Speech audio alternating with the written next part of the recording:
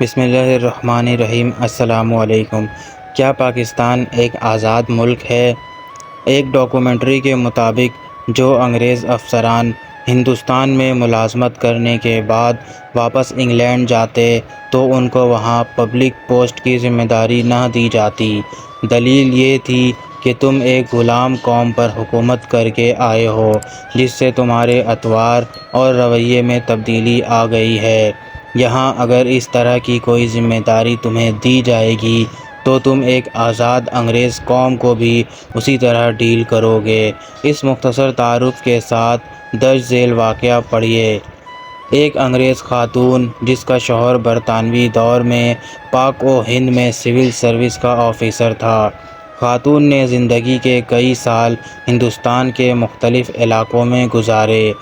واپسی پر اس نے اپنی یادداشتوں پر مبنی بہت ہی خوبصورت کتاب لکھی۔ خاتون نے لکھا ہے کہ میرا شوہر جب ایک ضلع کا ڈپٹی کمشنر تھا اس وقت میرا بیٹا تقریباً 4 سال کا تھا اور بیٹی 1 سال کی تھی۔ ڈپٹی کمشنر کو ملنے والی کئی ایکڑ پر محیط رہائش گاہ میں ہم رہتے تھے۔ ڈی سی صاحب کے گھر اور خاندان کی خدمت گزاری پر کئی 100 افراد مامور تھے۔ روز پارٹیاں ہوتی، شکار کے پروگرام بنتے، ضلع کے بڑے بڑے زمیندار ہمیں اپنے ہاں مدعو کرنا باعث فخر جانتے اور جس کے ہاں ہم چلے جاتے وہ اسے اپنی عزت افزائی سمجھتے۔ ہمارا ٹھاٹھ ایسے تھا کہ برطانیہ میں ملکہ اور شاہی خاندان کو بھی مشکل سے ہی میسر تھے۔ ٹرین کے سفر کے دوران نوابی ٹھاٹھ سے آراستہ ایک عالیشان ڈبہ ڈپٹی کمشنر صاحب کی فیملی کے لیے مخصوص ہوتا تھا۔ جب ہم ٹرین میں سوار ہوتے تو سفید لباس میں ملبوس ڈرائیور ہمارے سامنے دونوں ہاتھوں باندھ کر کھڑا ہو جاتا اور سفر کے آغاز کی اجازت طلب کرتا۔ اجازت ملنے پر ہی ٹرین چلنا شروع ہوتی۔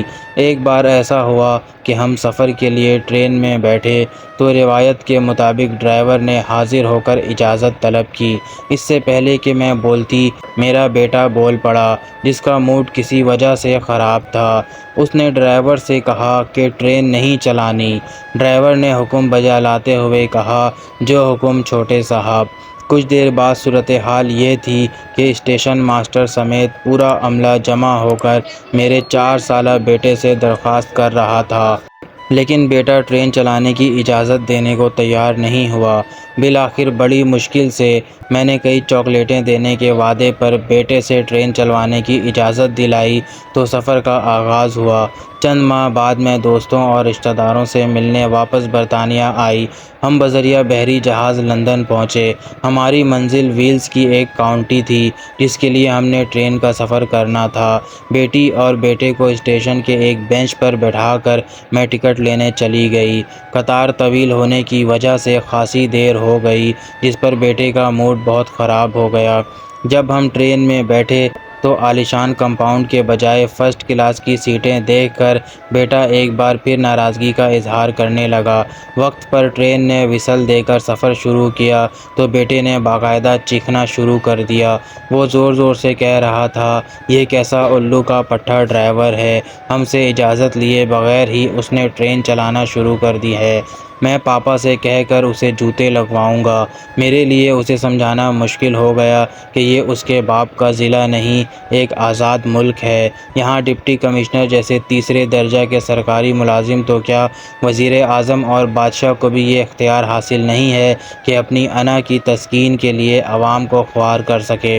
آج یہ واضح ہے کہ ہم نے انگریز کو ضرور نکالا ہے البتہ غلامی کو دیس سے نہیں نکال سکے۔ یہاں آج بھی کئی ڈپٹی کمشنرز، ایس پیز، وزراء، مشیران، سیاست دان اور جرنیل صرف اپنی انا کی تسکین کے لیے عوام کو گھنٹوں سڑکوں پر ذلیل و خوار کرتے ہیں۔ اس غلامی سے نجات کی واحد صورت یہی ہے کہ ہر طرح کے تعصبات اور عقیدتوں کو بالا طاق رکھ کر ہر پروٹوکول لینے والے کی مخالفت کرنی چاہیے، ورنہ صرف 14 اگست کو جھنڈے لگا کر اور موم بتیاں سلگا کر خود کو دھوکہ دے لیا کہ ہم آزاد ہیں۔ خدا کرے وہ بہار آئے جو قرض سارے اتار آئے، میرے وطن کے نصیب میں بھی سکون، راحت اور قرار آئے۔